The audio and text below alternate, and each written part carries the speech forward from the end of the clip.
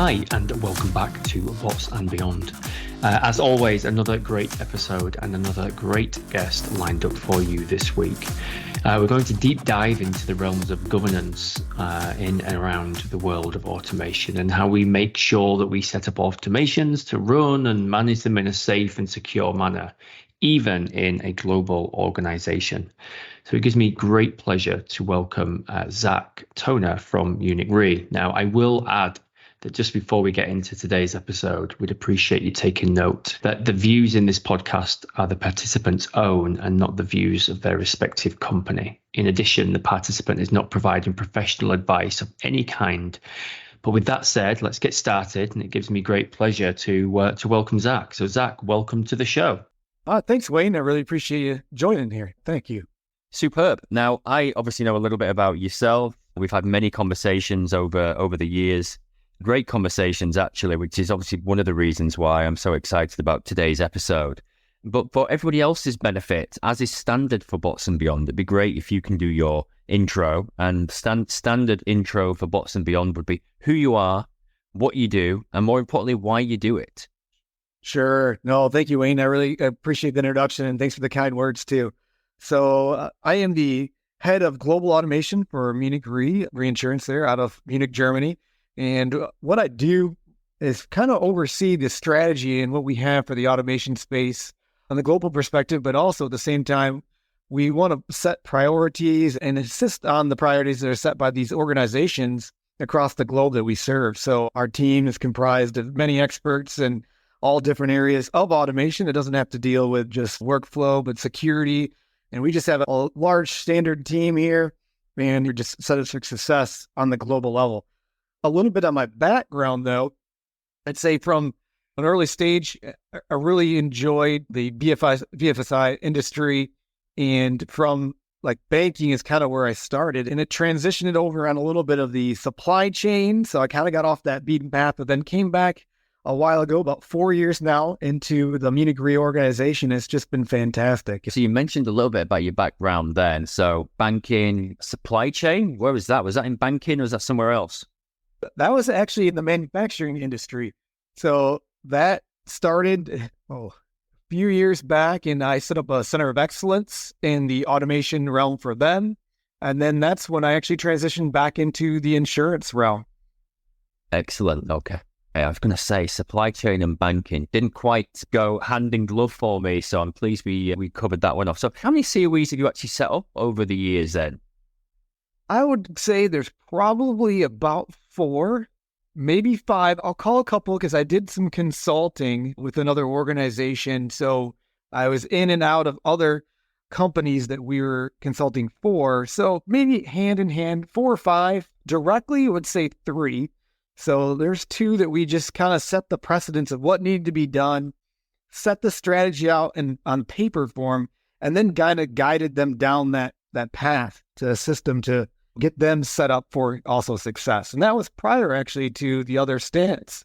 So I was practicing more or less before I was an owner.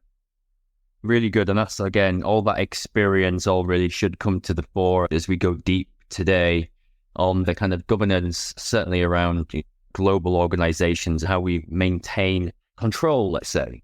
So that's all fantastic. And I guess hearing a bit about your background, you can clearly see that there's a lot of experience there. Can you talk to us a bit more about your role today?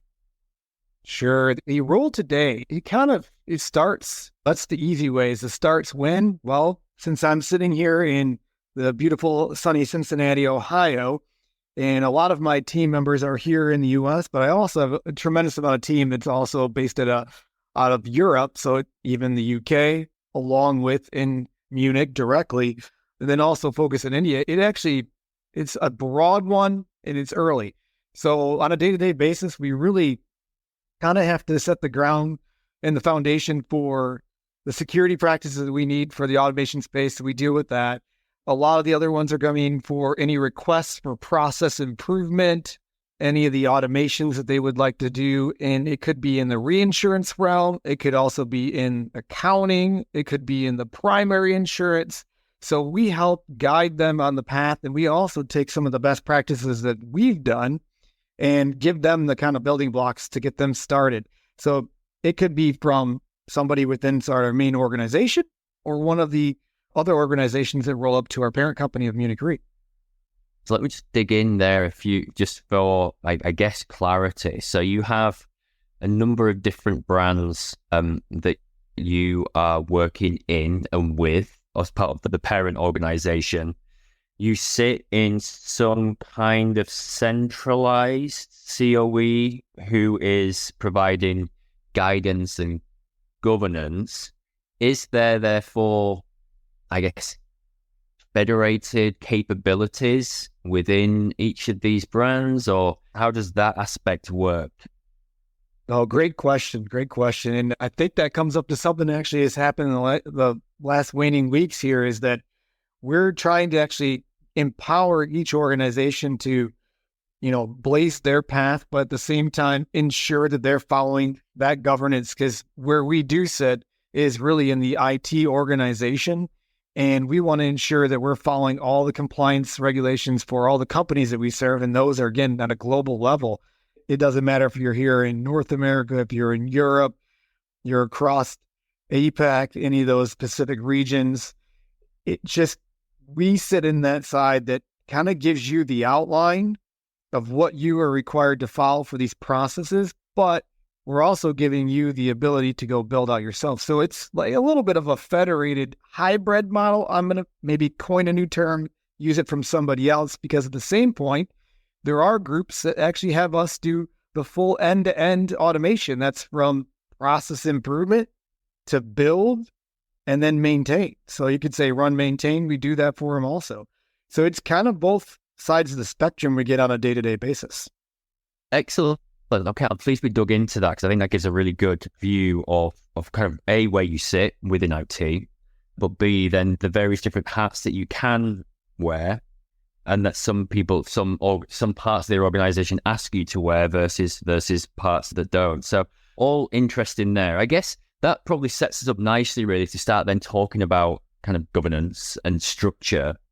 So you mentioned, feels like lots of different regions, feels like there's lots of different aspects to your wider business who all have slightly different needs, obviously are all on different time zones, no doubt, are asking different things of you, and therefore they're probably they're doing different things, probably have their own expectations as well. It feels like a bit of a bowl of spaghetti, if I'm honest, thinking about all of that complexity.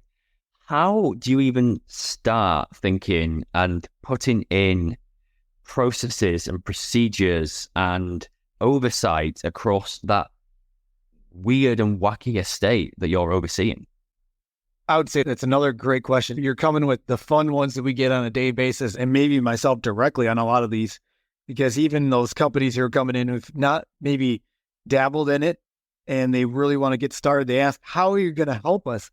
How are we supposed to be able to sift through this when the documentation for our area or region is different than the ones you have?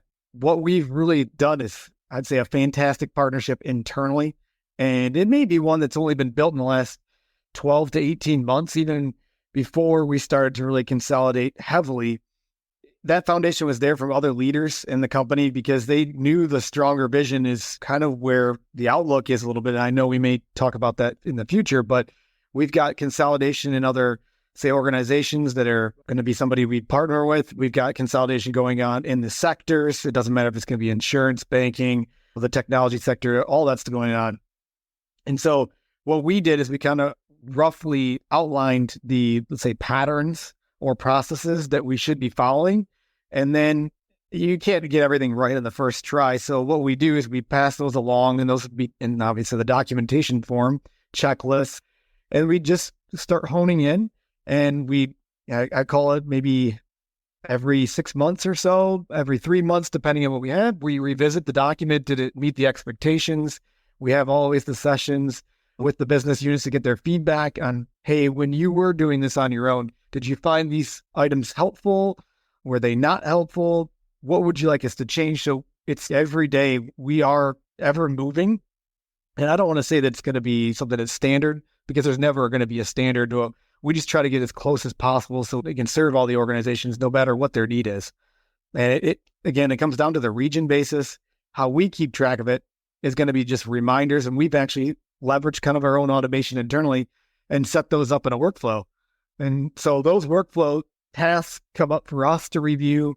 We heavily use ticketing systems for ourselves to make sure that we're following and adhering to our own SLAs, because if you're asking a company to adhere to one, we want to also be able to practice what we preach.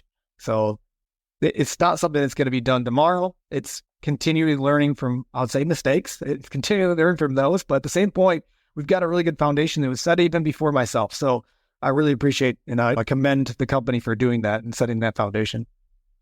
Superb. I guess a couple of things that spring to mind that would be really good on to dig into. So kind of first of all, just talk to me about what does governance look like in this realm? Are there set meetings in the diary, or is this just kind of ad hoc? Is most of this local? How does it work? How you mentioned about providing kind of documents and checklists and things like that. Do you actively keep involved? And what are the things that you hold back? When I always think about federated, centralized, hybrid models, I always think there's certain things that are kind of real core that are always held back. And from an IT perspective, I often think about the software itself, the access and the infrastructure, and maybe the relationship with the vendor, or maybe it's only you can use certain vendors. So I guess there's kind of a couple of different facets there to the question. But do you have any kind of thoughts on that? Any further explanation? Yeah, let me try to unpack it in a semi-sequential order. Let's see. I'm going to kind of go backwards into that one, just because we do hold back a few things. And again, it's more or less to kind of maybe hedge our risk a little bit internally in an external basis. So like the vendors, as an example, we've selected, let's say, partners that are going to be ones that could go into the future. They're larger. Again, I can't really get into the names of them, but they're larger companies that are going to be here and have been along for a while in the consulting realm. Again, these are niche areas that we're helping in the automation space. We also keep, I'd say, more of an internal one outside the vendors. We keep internally the governance and that subject matter expertise. So some of the development may be done by the vendor, supplied for the infrastructure, those skill sets, but a lot of that key knowledge, obviously we want to cultivate internally, we want to keep that internally, and we want to document it internally. So a lot of that is what we kind of keep close to the vest. It may even be, to your point, on the applications themselves. Sure, we do have some RBAC stuff in there, so the role-based access controls that we've put in place so that even like an operating company is going to be using us, they may not get full access to that infrastructure, but since I allow them to develop on our infrastructure, they can do that, but then they have to follow and pass the guidelines going forward. So that's slowly keeping it close.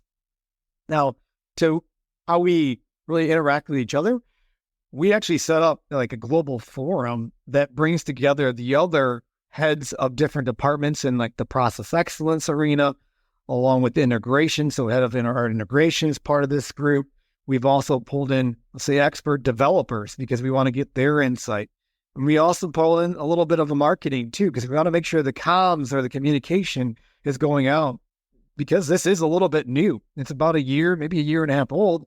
And not everybody is aware of like, what's the new ways of working? We're doing a lot of consolidation. So how do we operate together in a seamless fashion? So we put that on the diary. I think it's every 2 weeks for the one. We have another one that's a monthly, and that monthly one goes in a little bit higher level than the every 2 weeks, because every 2 weeks is what we want to set down, kind of how you would run a project. What do we want to tackle in the coming days? Where do we see some pitfalls?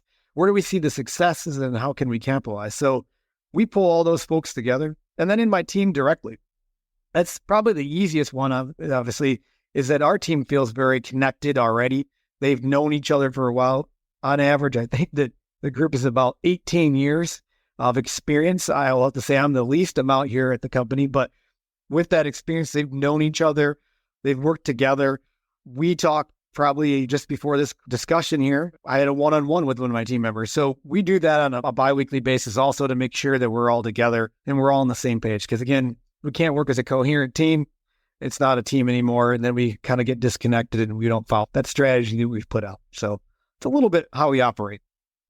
Excellent. Great insight. And thank you for the extra details. I think that was really, really helpful. I guess one of the things I've always found with trying to exert control is there's always that kind of pushback and boundaries being tested, and especially if you have a business that is wanting to do things that maybe are the right thing, maybe they're not. I guess it depends which way you look at it.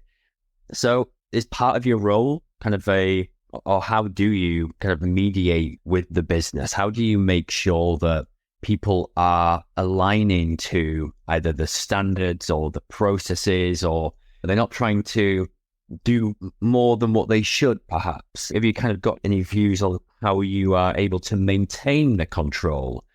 That is a amazing question. That was actually a fun one to answer to me, because sometimes it does feel like the world is out of control, as we all know it. But the real thing is that we give a lot of these folks options, and sometimes the options may be in a process that you just don't enjoy, that we gave you this option because we can't give you the world per se. But it ends up being that they come around. It may not be today when we have that discussion, like, okay, we're going to get all handshakes, rainbows and sunshine, that everybody agrees with what option was given by our team. However, it comes back around in a few months. They say, you know what, we've been working on this project. We believe you've given us the right line of success. Let's follow that path. It seems like each time it does come around, but there are still factors and some, I'll call them their little black boxes themselves out in the organization that still have the mentality that we're out to consolidate it all in a group, and then they no longer have the innovation that they want to have. But that's really never been really the goal of any of our groups, especially with what we do in the technology realm. If you take away the innovation by these individuals, you've now not become really an individual. You've become a collective mind, and the collective mind sometimes thinks in the same path. And so it is a challenge. I can't say we've overcome them all, but I would say the larger majority we have. But it's just really giving the options and outlaying what they want to do versus what we believe the best practice is, and then coming to the happy medium in between. And we put that in play. It seems to be very successful on our end. Great. Now, we've mentioned tools a lot, but we haven't mentioned anything specific so far. So I'm wondering if you could kind of give us a bit more insight into the types of tools that you are, let's say, overseeing the usage of across your organization. Yeah, that's a good one. So we use a wide variety of tools, and a lot of them are very public on how we utilize them. So one of them is like our workflow system. We leverage Appian, and I'll just kind of comment on that one. We actually were just nominated for a best practice and a feature case study with Appian on how we leverage the tool. So you can kind of read that case study when you go out to their website.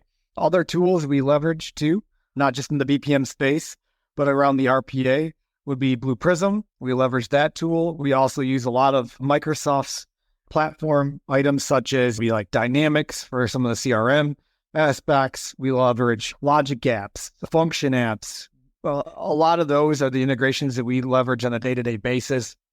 And it helps us also control. So going back to the RBACs there, is that we can set the proper controls in there. When we do it online, we could do it here. We use a lot of identity access management stuff within our group. So in my section itself, me being just one of 3, we have the nice part of being the cybersecurity group too. So we can kind of piggyback off their lessons learned to ensure that we're following the standards and practices and set the right ones in our governance too. So a couple of those, you have the RPA tools, you got your coding that you could put up online. So anything from leveraging Python, C#, .NET, Java. We have a lot of that homegrown aspect still here, which is fantastic. Lets us be a little bit more customizable between some of those low code tools that I was mentioning. Great. So quite the suite then, I guess. You've gone all the way from kind of no code all the way to traditional code development and lots of other things in between. So I think that's really good context that this, we're not necessarily even just talking, and when we think about the complexity here, we're not just thinking about RPA and having access or not to RPA here. We're really talking about a wide variety of tools and capabilities that can do just about anything, I guess. across the enterprise, which means that you really will want to have that level of control, because it's not just a single rogue bot that you may be worried about, but it could be some rogue Python script that isn't necessary, just gets deployed somewhere willy-nilly and causes issues. So really interesting that the variety there is so wide. I think we've covered loads in this episode so far. I'm conscious of time, but there is one kind of future-looking question that I kind of have to wrap the episode up. So I guess two things really. Where are you seeing this go in the future? And I guess there's a couple of avenues that I want to explore there. The first one is we continue to see new innovation out in the market. The latest buzz as we record this episode is very much in the realms of generative AI, which you may well see as just ChatGPT, but the reality is you have generative capabilities that range from code, including in fact, pretty much every coding language that you referenced earlier. So you have things like that you're able to do images, text, videos, you name it. So this is seen as the latest and greatest in kind of AI and automation. So I guess you are going to be at the forefront of how you are going to be able to govern those technologies. So I'll be really fascinated in understanding that. So that's, I guess, a bit about the future. And then I guess any advice. So I know for a fact I have clients who have struggled, let's say, when they have tried to centralize some kind of control in global organizations. I know you have done a really good job of doing this. It may not necessarily be perfect. It may have taken a while, but it's something that you're able to talk about and with some success. So therefore, what do you see in the future? Let's talk about what your kind of plans are around generative AI and new technologies. And then finally, any other help and advice that you can give your fellow global COE leaders if they are on or plan to go on a similar journey to you. Sure. No, that's a great one. And really have enjoyed actually dabbling in some of the items you've touched on. And I don't know if it's something that's ingrained in the blood, but I even after work here, it's 24/7, it feels like sometimes, but even after when I do get some spare time, it's fun actually sitting down even with my oldest daughter and showing her a couple of things that, we can do. Even to the coding one, I actually had some fun with that. Just what can you do? You type it in, it'll give you a whole suite back of which one do you want to choose from. So you've nailed that. But I'd say some of the areas you've mentioned, really in our organization, we've segmented them out a little bit intentionally because as I kind of speak right now, you see kind of the broad scope that I cover currently myself, and that kind of gets a little bit daunting. So we do have some departments that are 100% focused on that generative part, and also looking at how it can help us as an organization lower the risk of our insured folks and along with us too, and lower our risk too. Because again, if we can give insights on different areas, I can't really talk too much of them because I'm not that close to an expert, but a lot of the stuff that we're putting out there is going to be helping both sides of the spectrum and kind of educating individuals about where we should go around cybersecurity, leveraging some of these tools, because if we can know from a, let's say, machine learning AI side of, hey, we're going to have some type of attack happen, if we can project that out, we can also ensure at the same time. So those are two different areas I know that are coming, not in my realm, but I hear a lot about it. And that's something that I would say you want to make sure you're covering yourself as you go forward. But really, maybe tackling it directly would be to ensure that when you're writing these codes or even using these tools, and I've probably said it before, Wayne, you've told me the same thing, is that you got to make sure that you're not putting proprietary information out unless you're owning it. And we've seen multiple news stories on this, and probably when this comes out, there'll be even more that have come into the news that folks have just not done a great job. They're not trying to be a bad actor by any means. They're just looking to leverage it because it makes them more efficient. However, sometimes with the efficiency, you got to step back and say, am I being more efficient or am I hurting myself and my organization that I'm with? So I would be putting that at the forefront of your mind if you're leveraging these tools, making sure you're not copying items directly, obfuscate what you want. You can do that easily. I've seen people do that. There's many videos out there too to help yourself on that. But even kind of looking at it from the global side and how we've been successful, it's not a one-man band by any means. There has been so many people, I don't want to name them all off because then I'll forget somebody. They may get after me for forgetting them, but it takes like the whole team to understand where you're going. And it does take a lot of conversation, just being transparent on where you're trying to go, if you're trying to centralize, or if you're trying to use a federated model, or you're trying to do a hybrid approach. Most of the time, they just want to hear, okay, I'm listening to you. I understand your situation. I understand where you want to take it. Yes, your organization does matter to me. It's not you're number 10 on the list. The list is everybody together because we're all from one greater good. And that's to help the bottom line for our organization and leave the world in a better place when we cease. So that's stuff that we've kind of talked about on many levels. And that doesn't have to do just automation, but just as a personal level. Some folks just need to have that reassurance. So I may leave you with that. I would say if you have any other questions on it, I'm more than willing to discuss any further details. Superb. Well, I think, as you say, on that, we can leave it. But I think if the audience does have any other questions, I'm fairly certain that you wouldn't be opposed to a reach out and a DM on probably LinkedIn, I would presume. Yes. Yeah. I'm more than willing. And Wayne, you've been fantastic over the years here in our relationship. So I really appreciate you letting me join. And again, it's just fun to talk about it. So thank you for the time. No, thank you for all of your insights. And as I say, it's a great episode, a great topic, because I don't think we've necessarily gone deep on the global nature of governance, especially as we look at it from the IT side. So I think it was both a new and interesting topic, although it's not new in its sense, but actually talked about on Bots and Beyond certainly was. So thank you ever so much for that. Thank you everybody else for listening as well. And we'll see you again on the next episode of Bots and Beyond.